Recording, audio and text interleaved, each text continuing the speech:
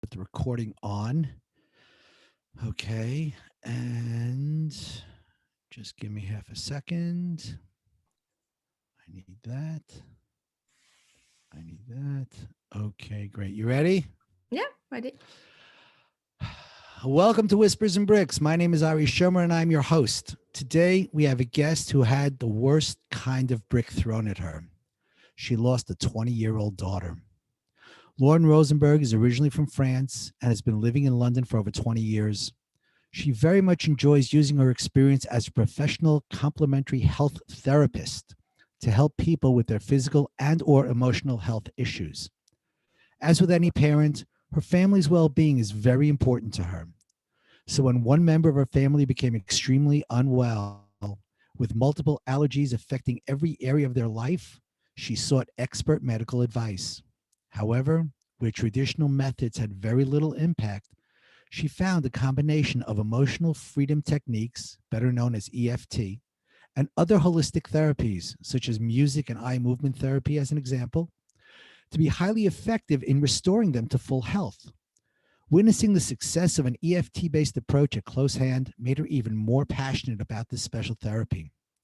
That is why she became an international energist, EFT/EFT master, practitioner, and trainer, specializing in EFT and emotrance energy healing for mind, body, and spirit. As well as being an all around health therapist, Lauren is an EFT and matrix re imprinting practitioner, specializing in helping people to overcome fear, phobias, trauma, and obsessive compulsive disorder. She's a member of the Association of the Advancement of Meridian Energy Techniques and covered by Holistic Services Insurance.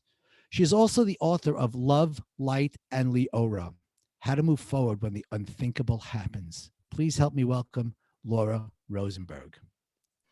Hi, Harry. Thank you very much for having me today. You're quite welcome. How are you doing today? Yeah, great. Yeah, fine. Fine. Still Okay. on And lockdown, but no problem. We're just staying lockdown, in. right. We're all, Just again, staying in. the common thread, okay, although we don't really talk about it in these podcasts because the world is going through it, is the pandemic. Okay, everybody knows what's Exactly. going on. Everybody's being affected in one way, shape, or form. Mhm. Okay, That's hopefully they've gotten used to it by now. Hopefully we get out of it. Hopefully the vaccines come through, and we return to life as normal, or what the new whatever's normal is normal going is to going be. to be. Correct. Exactly. Absolutely. And that's the whole Absolutely. point. It's about learning how to move forward, in whatever situation that is. You're talking about bricks, and yeah, the pandemic is also a brick. It's A something hundred that percent. A hundred definitely. percent. So, Now, as you know, the name of this podcast is Whispers and Bricks. The mhm. whispers are those voices telling you what is the right thing to do and represents the good in life. The bricks represent the bad things we go through in life. And let's be real, everybody has a brick thrown at them at some point in time or another. There is nobody who's got a perfect life from start to finish. It just doesn't happen. So the reason I invited you to be on the show is because after I read your book, Love, Light, and Liora, I knew that there were people in my audience who were going through the same things that you had gone through. They'd been hit with brick after brick, much like what you had gone through. And they needed to hear and to know that they could get through the trials and tribulations the same way that you did. They needed to know that there were whispers out there that could save them. Now, in your life, you've had many bricks thrown at you, and yet you had the wherewithal to pick yourself up by the bootstraps and turn an horrific event into a passion for helping people. Can you please share your story, yours and Leora's story, with us? Yeah. So originally it started from, like you say, a bad break, which was a carjacking. When my kids were little and they were all in a car, and at the time I was expecting my fourth child, and the result of the carjacking, although we managed to escape, was, which I didn't know at the time, a few months later, one of my daughters starting having those stomach pain, allergy, and she just wasn't well. And then many years later, when things went getting better, that's how I thought, okay, I'm going to look into another way of helping her. And this is, like you mentioned, this is how I go into EFT and energy techniques. Little did I know that this way of going into energy will actually be what I needed to have in my toolbox when my other daughter, my elder daughter, at the age of 20, became ill suddenly and was in hospital for 12 days. And EFT and other energy techniques helped me, helped my family. Using it during the time that she was staying in hospital, we even used it on her. The whole story is in my book. But what I realized was that if the tools how to help myself and how to support and help my family emotionally, I think we're nearly 4 years on now. I think maybe I would have been still stuck in my bedroom, or maybe I wouldn't have touched any of my daughter's stuff and shut the bedroom door and not use it or not even go in. I don't think I would have been. I find it really hard to think of someone who, and every story is different, and every grief of a child, everybody has their own story. But I find it really hard to know, how do parents deal with it if they don't know how to work on their emotion, if they don't have the tools that I was lucky to have to move forward. And that's the reason why I felt pushed to write the book, because I want people to know that there are simple techniques that you can just learn yourself, to know how to help yourself, how to get you out of this, not wanting to get out of bed, not wanting to deal with anything and having to move on. I mean, obviously, I felt I had to move on anyway, because I have four other daughters. But even though there's still, I mean, I do have I always have thing, I will never give up, and I never give up. Even in those 12 days, I didn't give up. We were fighting and fighting to try to save my daughter, and it's probably what's keeping me going. And so I think that when you talk about bricks, it's as bad, and as we never want to have any of them, there's still a way to turn the worst ever possible thing that happened, and losing a child is probably, well, I think it's probably one of the worst thing that can happen, to turn them to a positive side of it. And we did that by raising money, creating an ambulance that is saving life, and lately actually saved a 9 years old little boy who had cardiac arrest in the street. And the ambulance was actually arrived, and the ambulance is fully equipped, and that actually saved him his life, instead of having to wait for another ambulance who wasn't fully equipped. And the ambulance really arrived very fast. So there's, to me, hearing this is why I use Leo's, the death, the way the loss of Liora, into saving many people's life, into creating this ambulance. And the ambulance has her name, and you can't miss it because it's like literally on the window.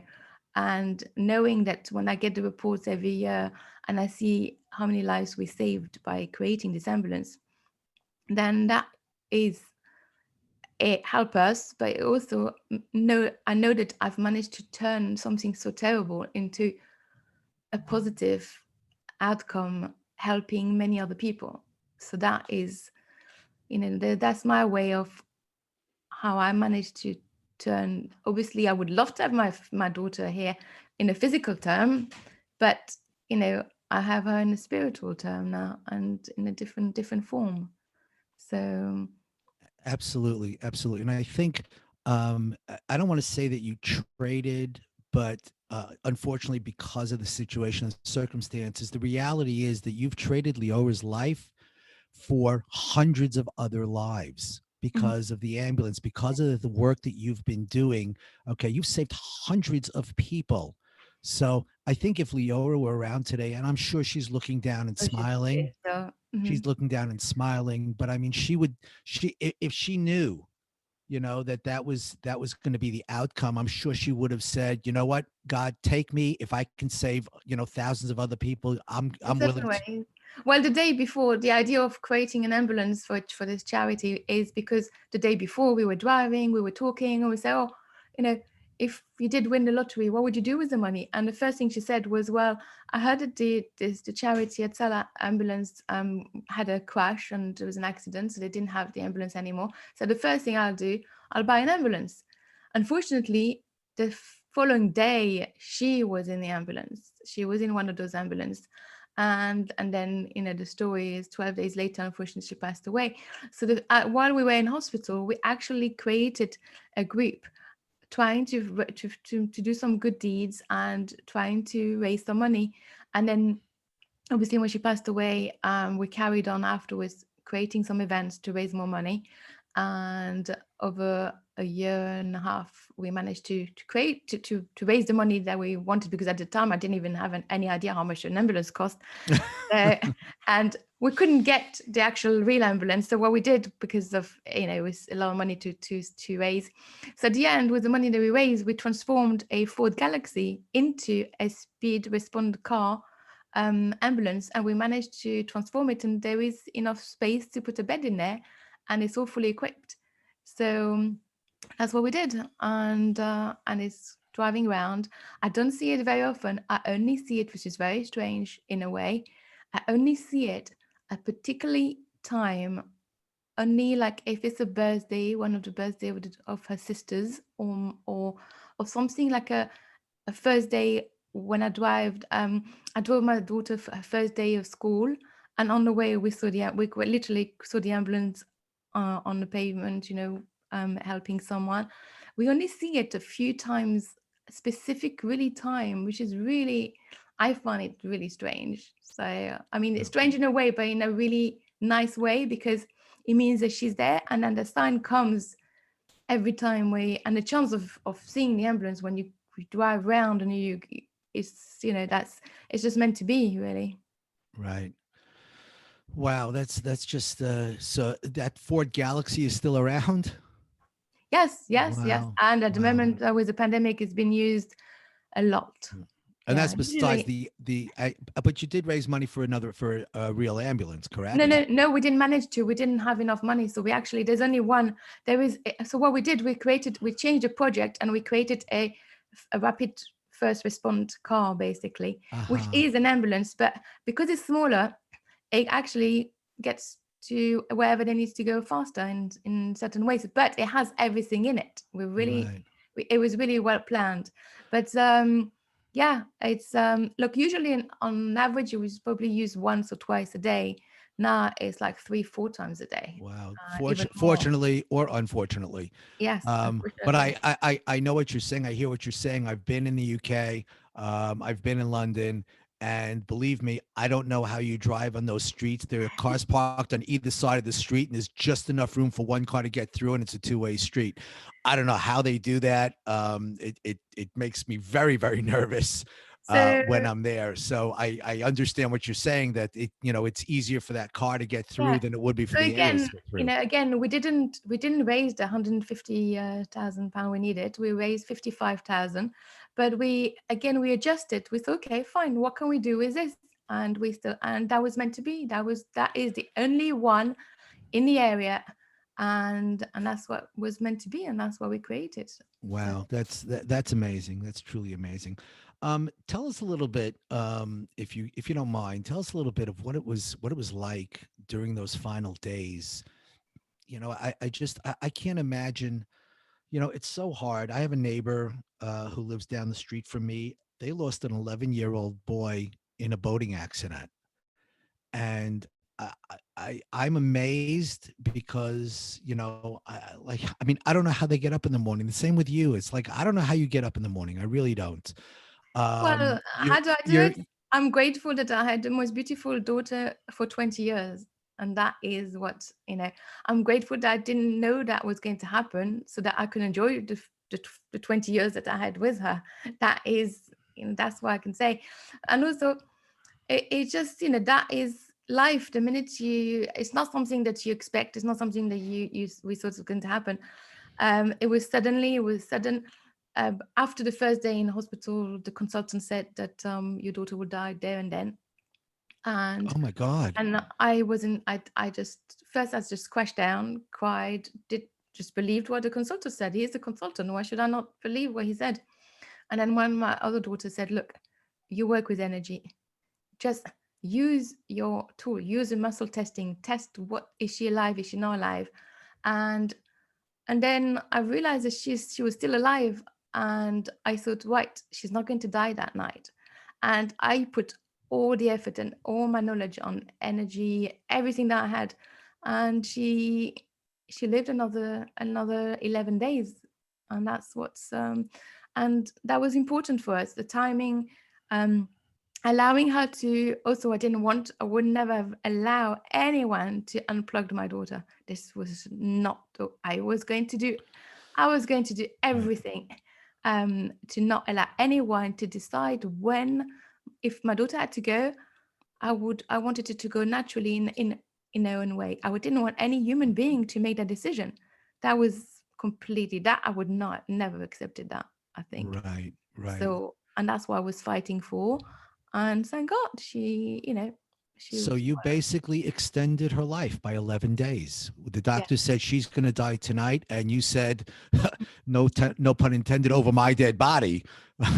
exactly. No pun intended. But you It were was a going to fight. do. It was a You were going fight. to. We had to fight. It was really not pleasant. We had lots of medical meetings, and then thank God I had good colleague of mine said they kept on telling me use what you know, and I did. And even in the meetings afterwards, I used all the techniques that I knew in order for the meetings to go well, in order for them to be compassionate, in order for everyone to work with us to try to save Leora. Right. Unfortunately, we still had to compromise at the end, but no one touched that plug. Oh, that was, I would have done anything, believe me. Just the Right. thought of a human being to decide when when was the time that she passed away, that I would never allowed it. I hear. All right, but you did. You came through it. Yeah, we did. There's no, You had the bricks um, thrown at you, and you started to listen to the whispers. I'm sure there was Liora whispering to you as well from mhm, above.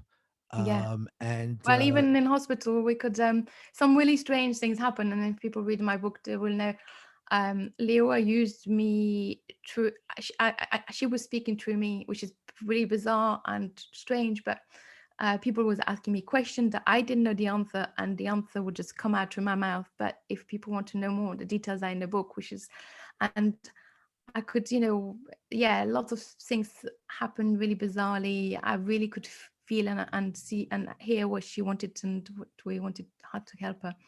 But at the end of the day, her body didn't, physically. I think we didn't have the tools to keep going. We were, and she passed away, and we had to deal with this, and not right, just me. I had to look after everybody else, and she managed to put everybody together. I mean, we never thought that Leo would have, at the time, it was also a privilege. We had 1,000 people at the funeral. I mean, now wow, looking back, I can say thank you, the timing, because now that's another privilege. Now people can't even go to funerals.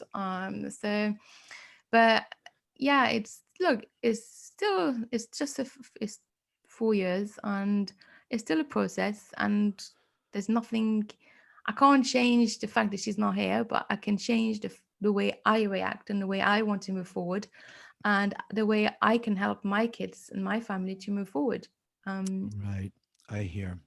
So tell me now, so what are you doing now? so what am I doing now?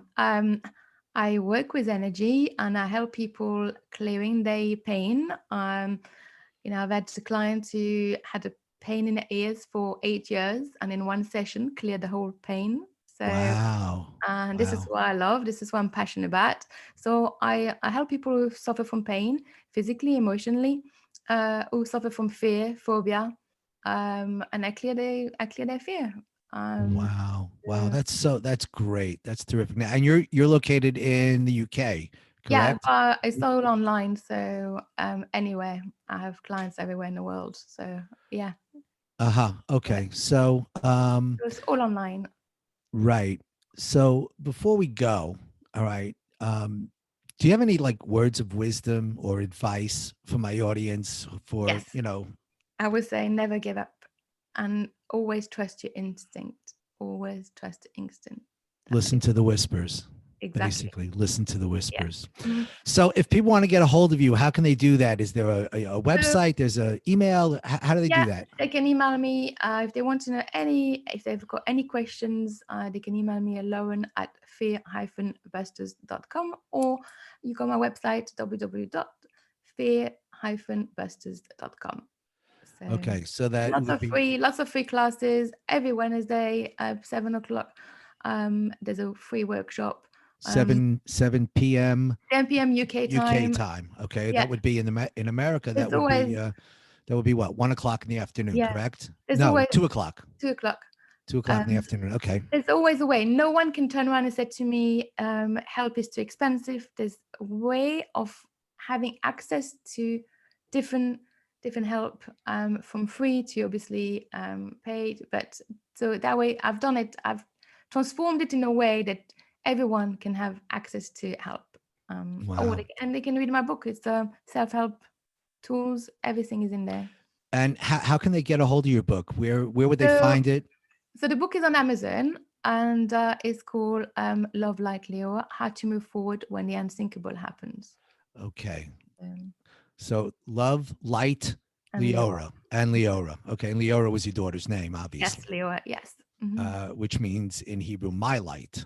Yes, exactly. Right. Well, Okay. talking about light, I will say, since we're in a pandemic, I will definitely say to people that, when there is a light at the end of the tunnel, and just keep going until you get to that light.